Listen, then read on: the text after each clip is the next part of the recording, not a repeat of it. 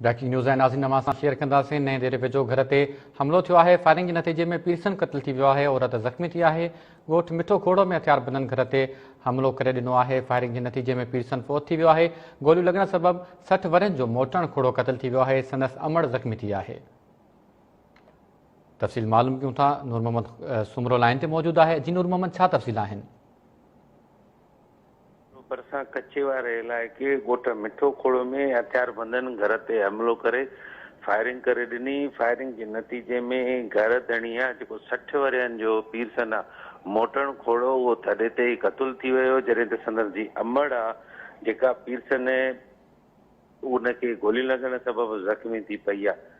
अहिड़े इतलाह बैदि केटी मुमताज़ थाणे जी पुलिस कच्चे तरफ़ रवानी थी वई आहे, पर हिन वक़्त ताईं लाश ऐं ज़ख़्मी वाक़े वारे हंधि ई पियल आहिनि। जॾहिं त फायरिंग जे आवाज़ ते ॻोठाणा सुजाग थी पिया ऐं हथियारबंद फायरिंग कंदे फरार थी विया। जी ठीकु आहे नूर मोहम्मद, वॾी महिरबानी अपडेट्स ॾियण लाइ।